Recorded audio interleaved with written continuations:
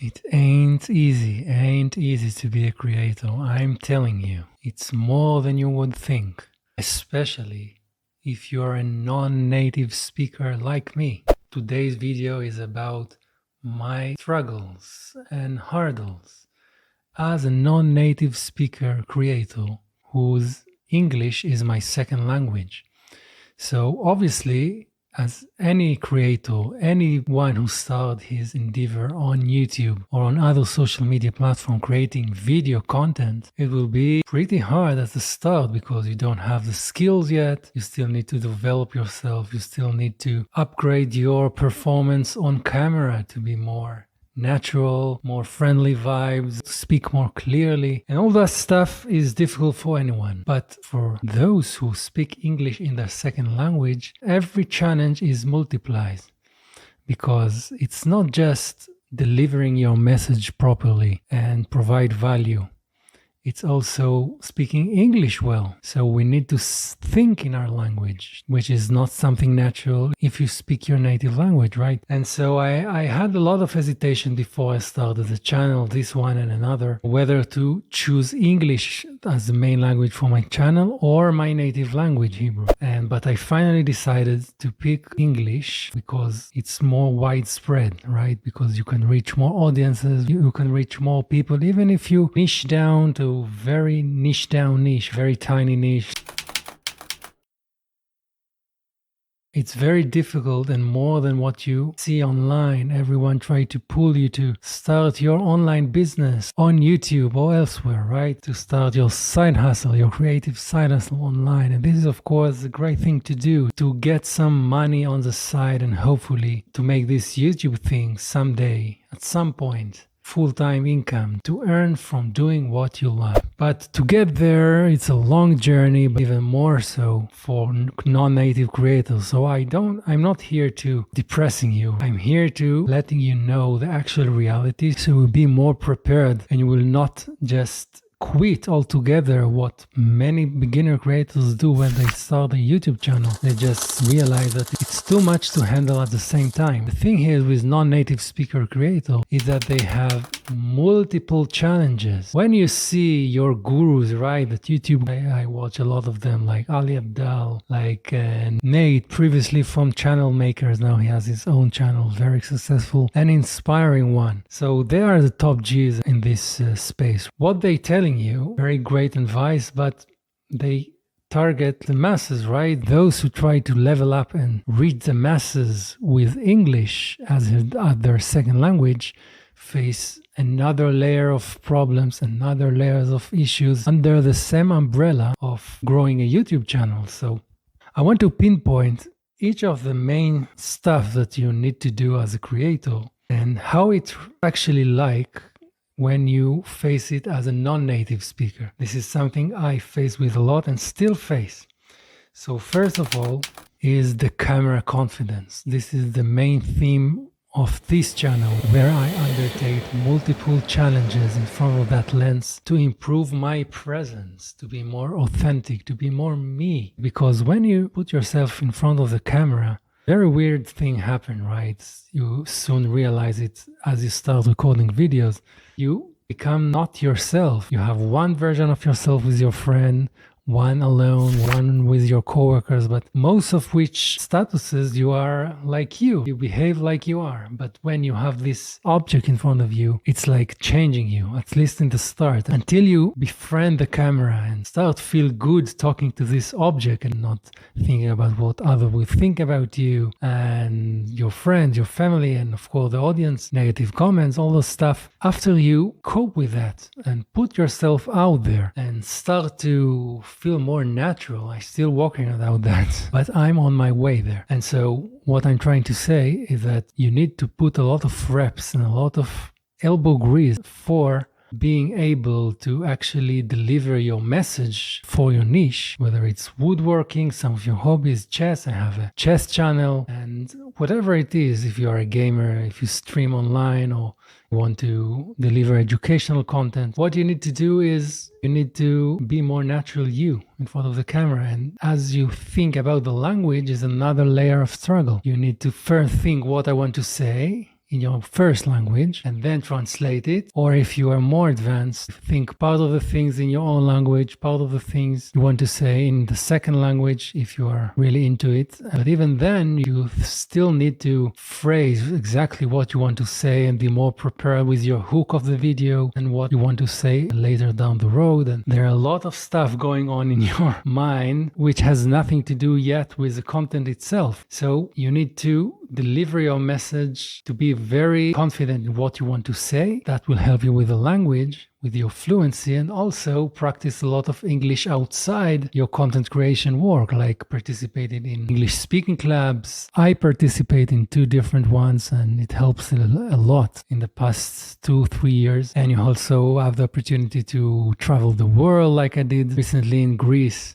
where you can meet a lot of tourists and locals who speak English pretty well. So you need to get out of your comfort zone, not in the superficial meaning, but actually get yourself the situation, the conditions that you can speak English on daily basis without too much bothering to find the opportunity. So you need your off content creation practice with your language, with English, and of course recording a lot of videos on your channel to improve both your English and your content creation quality. And that requires a lot of time, more than that random dude who is an English native speaker. You have another layer. So the first thing is that it comes down to your camera confidence. There it's most obvious example of how it's far more challenging for us non-native creators. Based on that, because of you are checking yourself all the time through your journey, you are not sure whether it's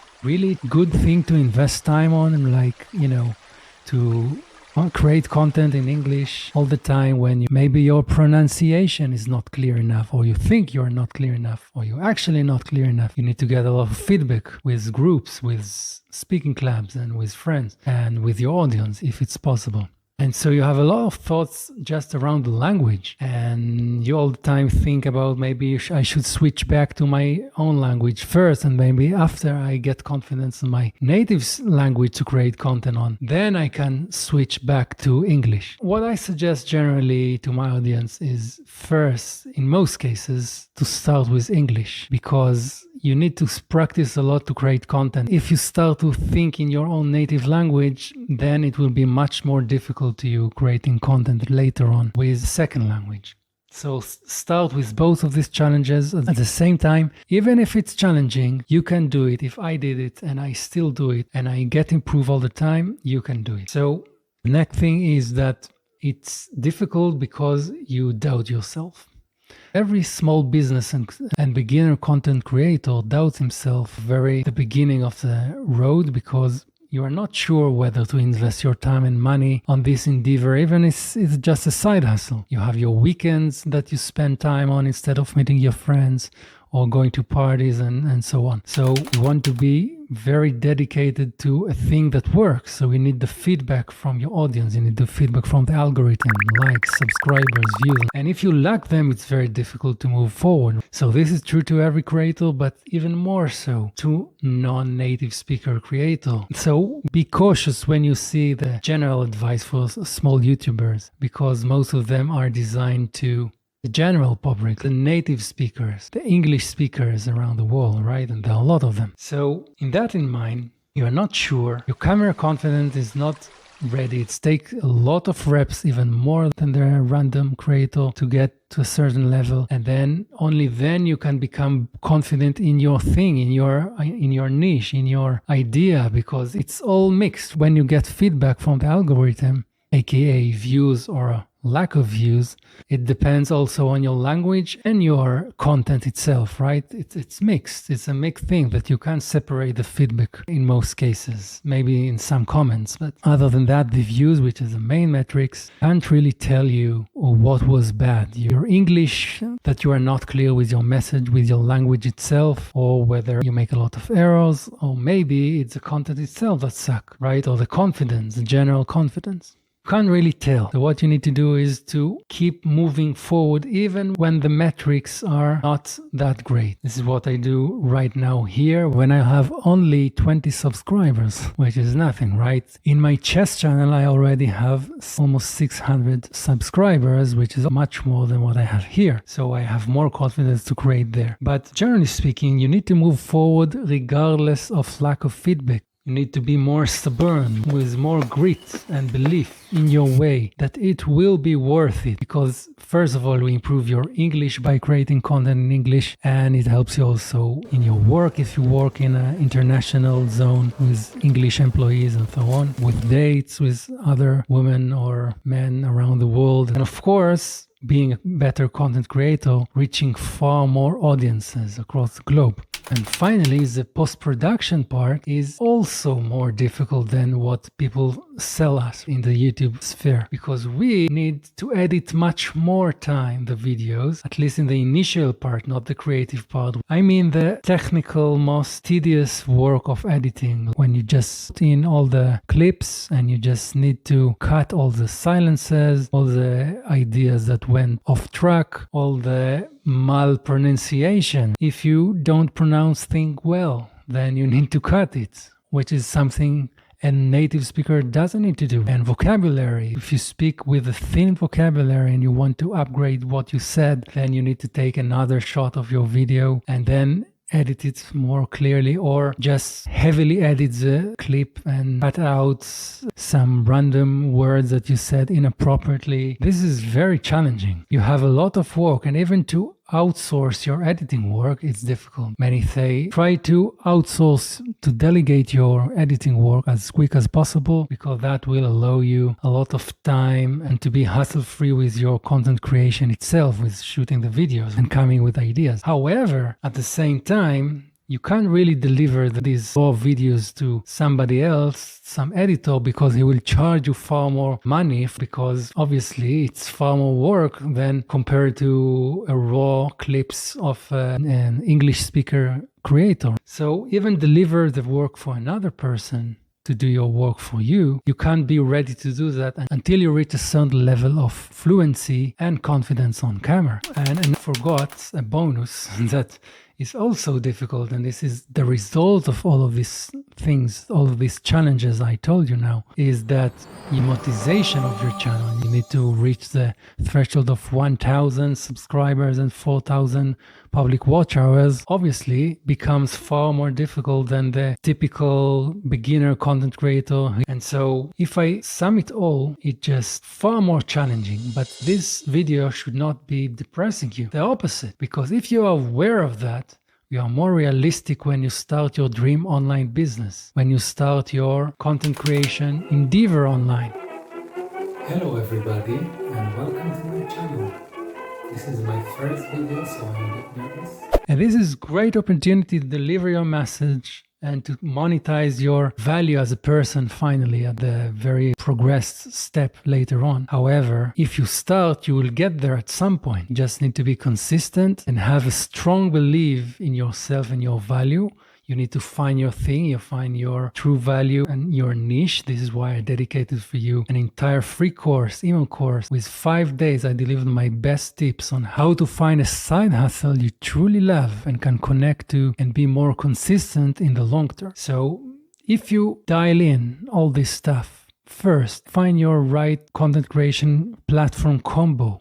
Here on YouTube or TikTok, you need to double down this first and to decide what is more adequate to your working energy.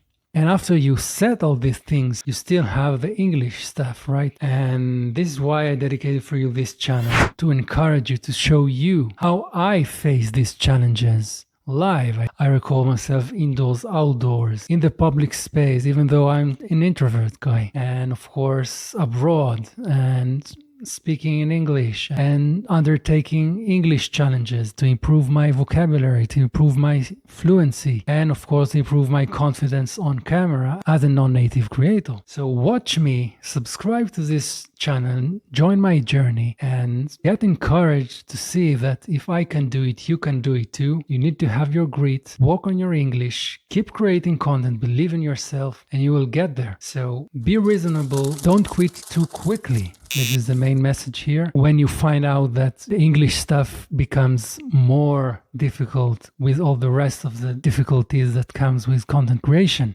what you should do is stick with your plan, understand the reality that this is more complicated, but it will worth it because you reach much more audiences and you have plenty of more options to monetize your content. I hope you took some value from this. If you did, please hit the like button and we'll see each other in the next video. Bye bye.